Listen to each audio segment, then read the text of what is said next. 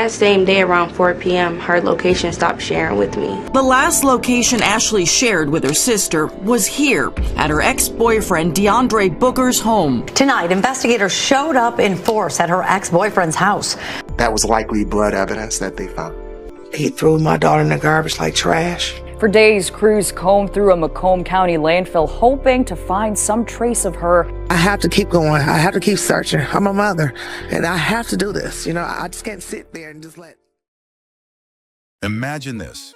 A man captured on grainy surveillance video, grunting and heaving as he lifts a bulky object wrapped in a white sheet over the edge of a dumpster. It slumps heavily inside, like dead weight. What if that was the last trace of a vibrant young mother, discarded like yesterday's trash? And what if her ex-boyfriend's phone held searches like murder out of rage X and how to dispose of a body? This is the heart-stopping story of Ashley Elkins, a case where digital clues unravel a nightmare. But her remains are still missing, haunting her family to this day. In the working-class neighborhoods of Warren, Michigan, Ashley Elkins embodied resilience and joy. At 30 years old, she was a single mom raising two energetic boys, ages 7 and 10, while operating a cozy home-based hair salon. Her clients adored her for her infectious laugh and skilled hands that turned ordinary days into glamorous ones. Photos from her social media show a woman with warm brown eyes, a radiant smile, and an aura of determination. She was the type who juggled school drop-offs, client appointments, and family dinners without missing a beat. But Ashley's life wasn't without shadows. Her on-again, off-again relationship with DeAndre Booker, a 32-year-old from Roseville, had been a roller coaster of passion and conflict. Friends whispered about heated arguments, jealousy-fueled breakups, and reconciliations that never quite stuck. Ashley, ever the optimist, held on, perhaps dreaming of a stable family unit for her sons. Yet as 2024 drew to a close, invisible cracks were widening into chasms. What lurked in Booker's mind during those quiet nights? Stick around, because the evidence will leave you questioning everyone you trust. Before we unravel the timeline, let's ground this in reality. Every fact here comes from official police records, courtroom testimonies, forensic reports, and family statements up to October 2025. No embellishments, just the verified truth that has gripped Michigan and beyond. And here's a viral nugget. Did you know Booker's Google history included telling God I want to kill someone? That's not hyperbole. It's Exhibit A in a murder case without a body. How does something like that slip through the cracks until it's too late?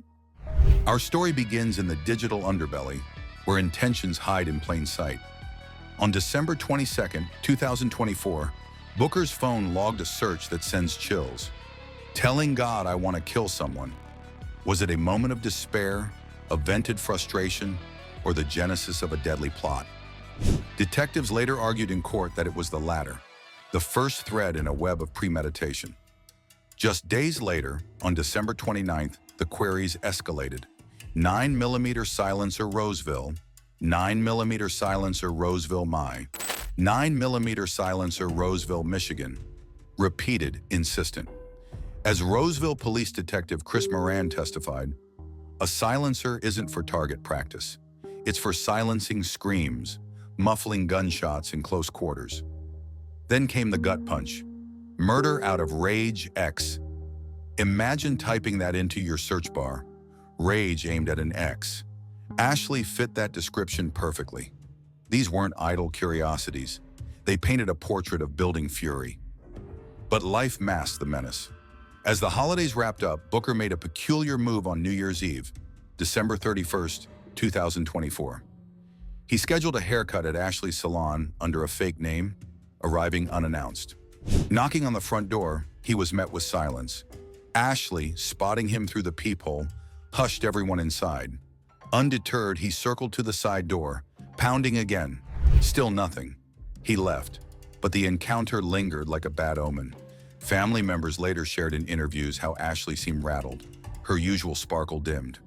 She didn't want drama, her mother Monica Elkins recalled in a tearful press conference, but he wouldn't let go. Was this obsession or a final plea? The answer would come soon, in the most tragic way. Dawn broke on January 2nd, 2025, A crisp winter morning that promised routine but delivered devastation.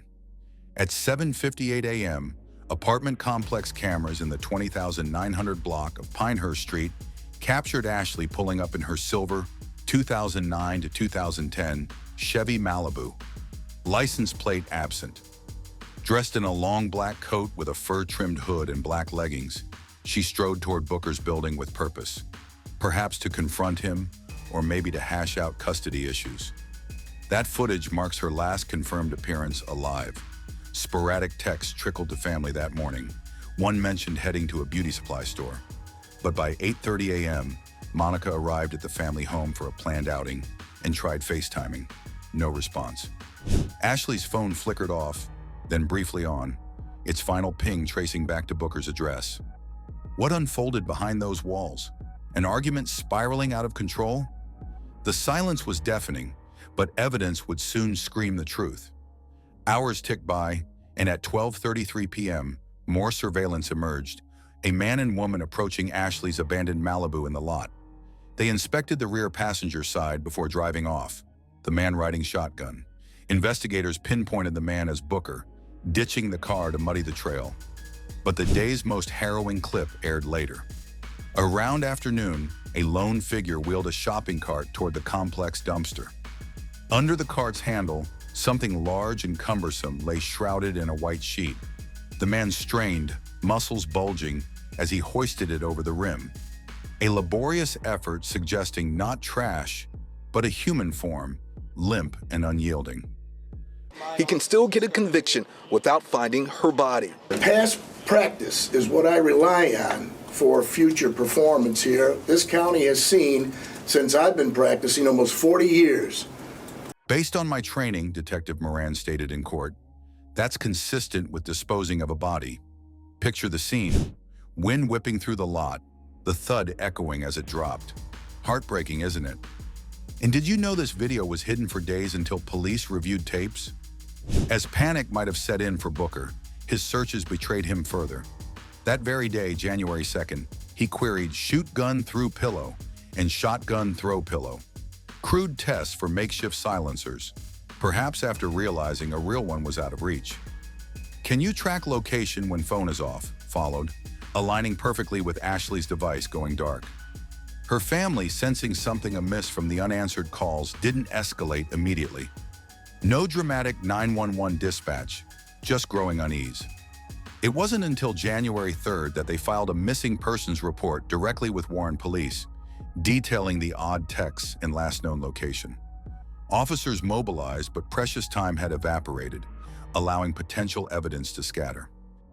The investigation gained momentum by January 5th, when Booker's searches turned to aftermath.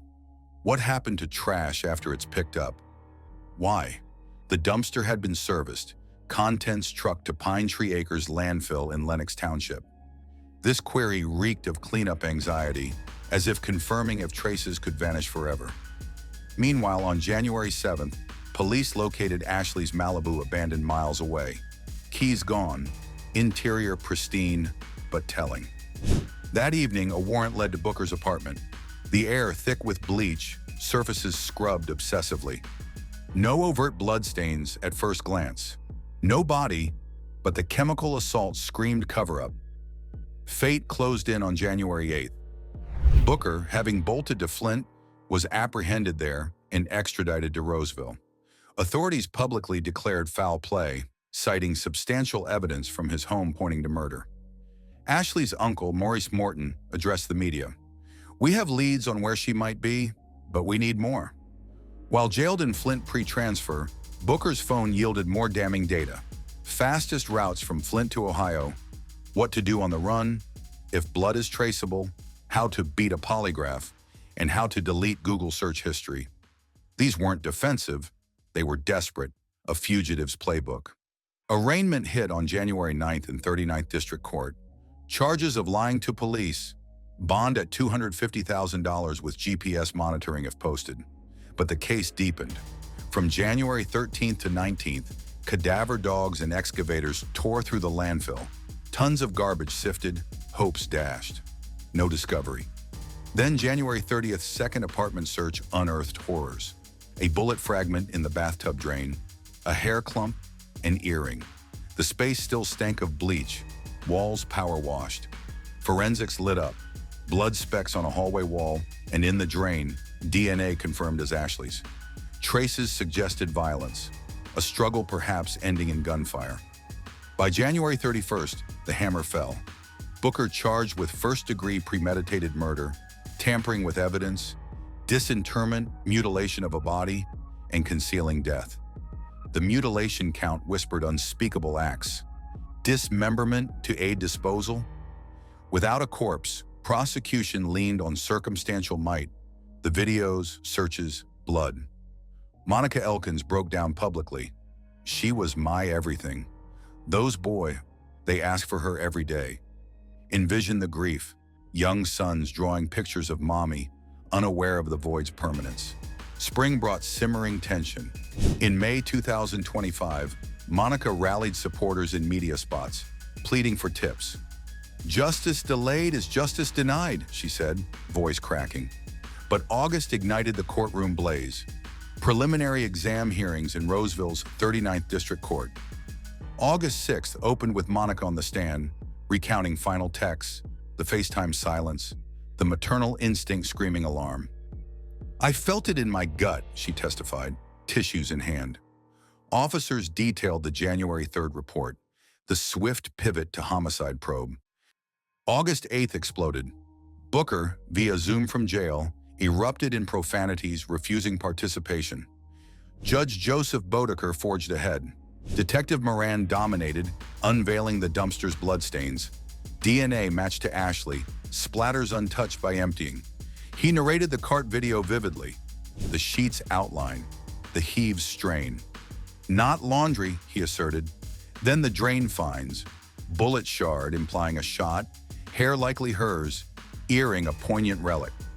Clothing seized during Booker's Flint arrest. A fur-hooded black coat, black pants, shoes, beanie, mirrored the video perp. Blood flecks, DNA positive for Ashley. A Flint gun shop record showed Booker buying a pistol. Moran recited the 9 key Google searches in court. From telling God I want to kill someone, to silencers, rage murders, pillow shots, phone tracking, trash fate, escape routes, blood traces, polygraph beats, history deletion. Each echoed like evidence nails in a coffin. Hearings dragged. August 15th brought crime scene texts confirming bleach neutralization attempts, yet blood persisted. A neighbor's ring cam corroborated Ashley's arrival, her purposeful stride. By August 22nd, Judge Bodeker halted for transcript review, binding over decision pending. As of October 21st, 2025, Booker rots in Macomb County Jail. No trial date set, Ashley's body elusive. Searches continue sporadically, but hope fades. This tragedy spotlights digital dangers, our searches as unwitting confessions. Ashley's case underscores toxic love's perils, ignored red flags, isolation's trap. Did you know her blood hid in that drain for weeks, overlooked in initial sweeps? It's a societal mirror. Enhanced domestic violence resources, heat online behaviors. Human behavior fascinates and terrifies. Rage unchecked, justice plotting. Emotionally, it's crushing. Monica's court tears, son's innocent queries. When's mom coming back? Ashley's legacy, a fighter stolen too soon. Her story urges vigilance, empathy. Resolution may come, but the chill remains. In familiar faces, monsters hide and some mysteries bury deep.